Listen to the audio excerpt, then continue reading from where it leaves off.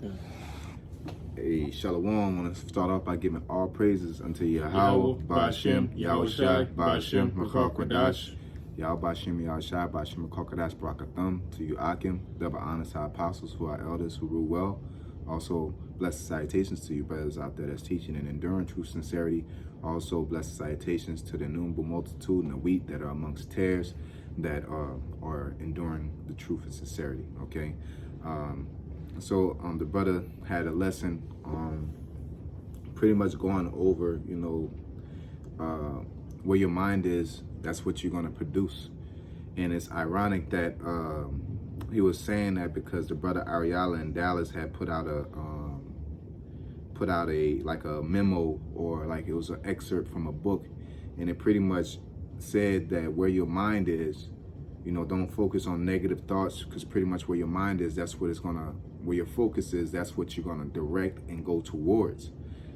So the lesson that the brother has in store for us today goes into that, you know what I'm saying, because everything starts in the mind, so I let the brother take over and grab the helm and grab the floor. I mean, you couldn't have said, I couldn't have said it better. That's pretty much where we're at. We're going to jump into 2nd Ezra chapter 9, and it's the 17th verse. It says, I'll read for you, brother. Oh, 2nd Ezra 9 and 17, it says, and he answered me, saying, like as the field is, so also the seed. Right, because the seed comes before the field. So when you plant a seed, you're going to get plants that grow up from that. So where your mind is, you plant that seed in your mind, that those of your actions are going to come from it. Mm-hmm. As the flowers be, such are the colors also. Such as the workman is, such also is the work. Right. So if you're a slothful workman, then you're going to get sloppy work. Yeah. What the apostle said, you get a shoddy carpenter, man. You know what I'm saying? So if the job is shoddy, that's a representation of what the carpenter is. Yeah. The result, you get out what you put in. This is a good point, because that establishes who you are. Your work represents who you are, which makes it more important to give significance and proper attention to your work, because that represents you. Your work precedes itself. I want to get the scripture real quick. Yeah, it's just like when you were a kid, your mom made sure that when you left the house, you looked decent. You know what I'm saying? You had some crust in your eye. She get the crust out your eye or whatnot, because when you left the house, you represented her. Mm-hmm. And that's the same. We represent the Most High. Yahweh Shem Yahweh Shai. So when we are going forth in our daily life, we need to be reflecting that light.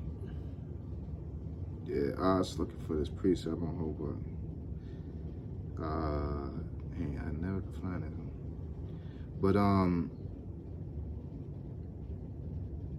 must be spelling it wrong. I think it's. But the scripture that I want to bring out is that you'll know a man by his gate. You know what I'm saying? And once you go into the word gate, if you have your phone, because of course I'm using mine, so I don't have the internet. If you could look up, see if you could find a definition via the internet, because gate goes back to your walk, how you conduct yourself. Because you got a gate that open and closes, or a fence, but then you got gate. And some of you that are in the medical field, brothers, know that you got a term called a gait belt, and that gait belt goes around, the elderly waist when they can't walk themselves, and then you use that to control their walk.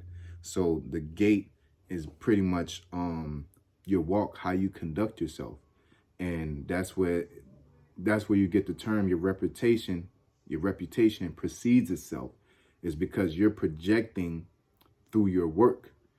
You know what I'm saying? Can you find it? That's not the right. It's gonna. Let me see. I'm gonna try to type it in a certain way. Let me get the precept for you.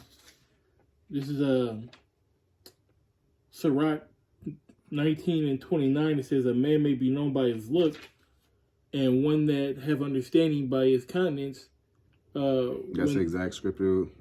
Yeah. You know what I'm saying? It's like a man may be known by his look, and one that have understanding by his countenance.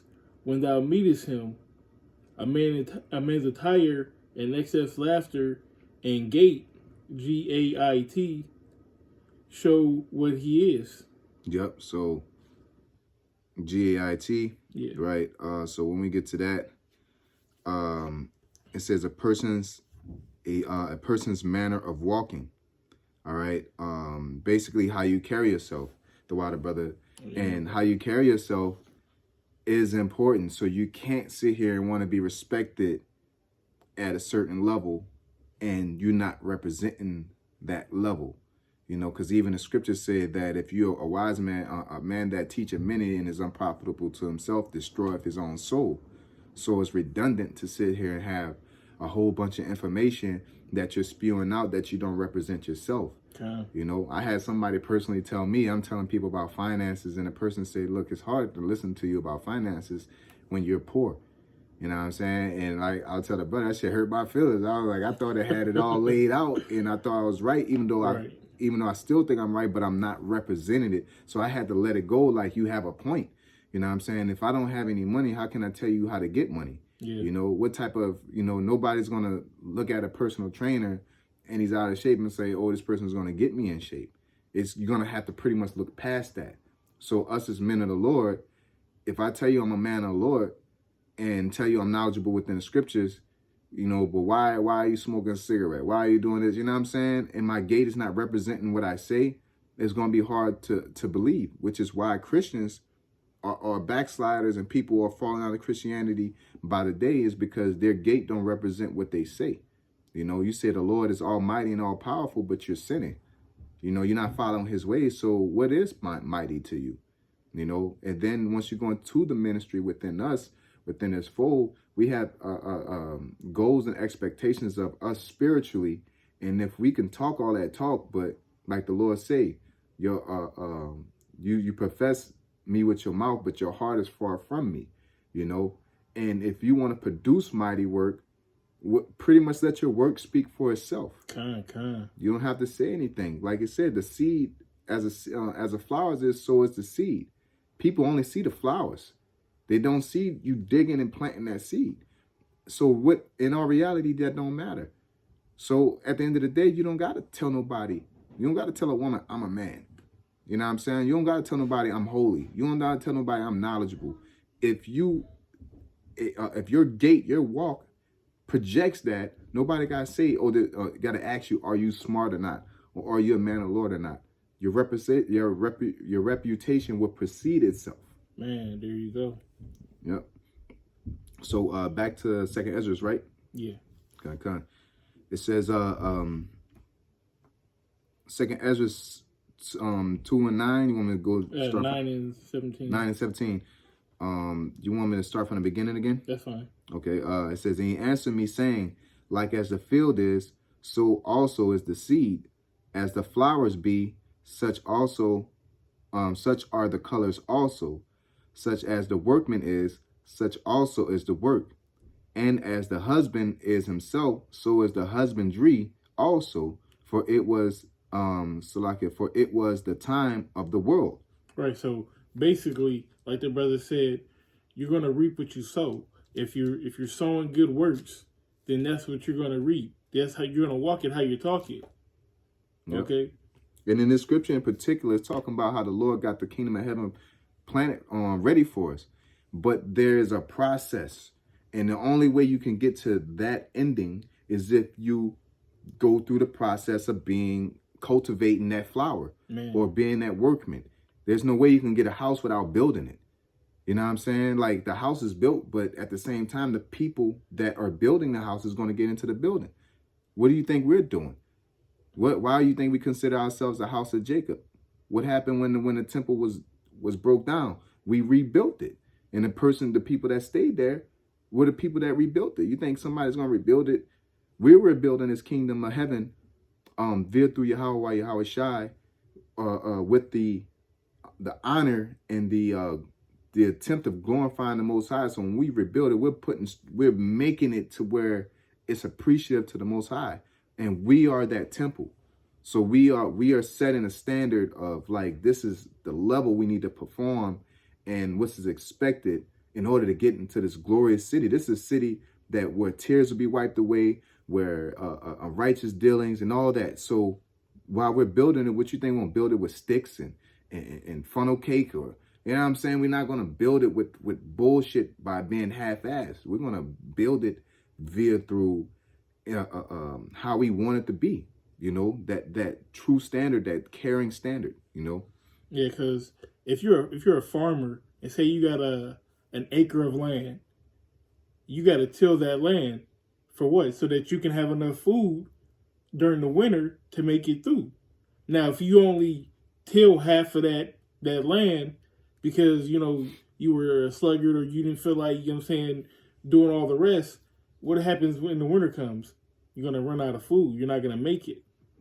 Yeah, you're going to have an expectation. You want to eat, like you said, the tilling the land, you're going to want to eat a certain type of corn. You want no fucking mini corn because, and you know that as a farmer. If I till it like this, then I'm going to get them little bitty ass corns. You know what I'm saying? So if you're looking at this farmer's plate and like, damn, he got all his things is large. This dude is good at farming. He knows what he's doing. You don't got to tell nobody, I'm a farmer. I'm really good. I'm like, why your produce is so small? You know you ain't producing no produce. Yeah, you must not be that good. You know what I'm saying? Like, you know, you don't see no, nappy headed hairdresser. You know what I'm saying? Like, I do hair and like, look at yours. You know, I don't know. You're not pretty good. You know. So is there more to that? No, that's it on that. Come. You got something else lined up for us? Let me see. The Matthews, you can start at 6 and 19 points and 21. Matthew 6. Let's see.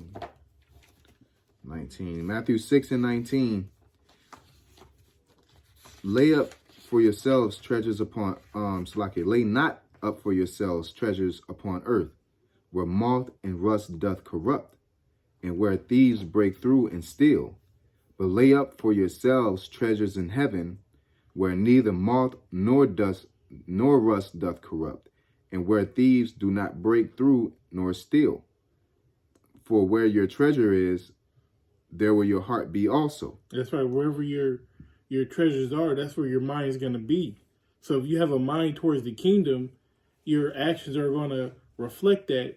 Your daily administration, everything that you're doing in your daily life is going to reflect, I need to get to the kingdom. I need to get to the kingdom. I'm going to get to the kingdom. So when Satan come through and try to distract you, you can, wax on, wax off, and get them out of there because your mind is single. Mm-hmm. And you got that one track mind. You can see the light at the end of the tunnel, and you got to get about the darkness. And you gotta want that. You gotta realize you have to understand what's best for you. Within this ministry, you can get distracted, man, and you can think that chilling is good for you. You could think that, things that aren't conducive. What the scriptures say, see that which is evil into thy life and give not that unto it. You know what I'm saying? So if you want to be a mighty man of the Lord, you ain't gonna fuck off, man. That's just very simple and plain. If you want to produce, what man buildeth a tower and not count up the cost? Kind. You know what I'm saying? You ain't gonna sit there on your tail part and say, I want to be mighty. I want to be this and I want to be that. And you're not doing the things that are conducive to accomplishing that. And then you blame, Babylon, my body, all this. No, it all starts with you. Yeah, Babylon is a catalyst, but you have control of yourself. We all have control of ourselves to do something to accomplish our goals. Now, we did everything within our power to accomplish that goal, and we don't get it, then it wasn't meant for us. You know what I'm saying? But within this truth, how in the world would the Lord call you into this gospel and you don't be a mighty man of the Lord? Yeah. The Lord don't call no C+ guys. They call the elect for a reason. There's no terminology in anything. If you have sneakers and you say these are the elect sneakers, you know what I'm saying? These are the elect basketball players. The chosen. Like this, and then you see a midget. You know what I'm saying? These are elect dunkers, and you see a midget. We're like, well, what about him? Well, he fought hard, so that's why we accepted him in there. Nah, you have to produce, and the Lord Just like he created every spirit on planet Earth, the Lord, whoever he called, the spirit of the prophets is subject unto the prophets. The prophets are going to produce at the maximum ability that the Lord intended it to be. And if you are not able to produce, that means many are called, but few are chosen at that point. You know, so if you, and that takes understanding, it takes drive, it takes will, it takes fortitude to say, oh, the Lord called me, man. This is what I meant to, and you got to have that. Like, the Lord ain't called me for nothing. You know, the Lord called me to handle business, and I know I can handle business because he wanted to call me to do it. Right. You know, so we want that mentally. We're here. We want to be mighty. We're here. So do the things that produce that mighty work. What do you say? Every night I got to fight to prove my love. That's right. You know what I'm saying? Every night, man. You know, and we fighting. We're ahead of fighting. Man. We knocking niggas out, you know, before they even sit down to get close. You know, we walk in the club walking niggas. You know what I'm saying? And I'm just getting it out the way early. You know what I'm saying? And that produces culture, man. You know, to have that beautiful flower, you don't have to speak on, you know, how great you are. Be great, because we are great. We're chosen, man. There's no way we can't be great, man. So let's be great. You know. You had anything else? That's pretty much it. And that's the word on the street, man. I want to, that's good enough time. I'm about to say I don't want no 666 up in here, 16 minutes. But we all good. Call to Wab. With that being said, I want to say call halal to Yahweh, Ba'ashem, Yahweh Shai, Ba'ashem, Rachal Kodash. I want to say double honors to our apostles who are elders who rule well. Also, blessings and salutations to you brothers out there teaching and enduring truth, sincerity, and a sincere Salaki. Also, blessings and salutations to the innumerable multitude that's enduring the truth, sincerity. The wheat amongst tares, the women and men and children that follow the truth, sincerity. A sincere Ahabatham Zaquayim. Hey, Shalom. Shalom.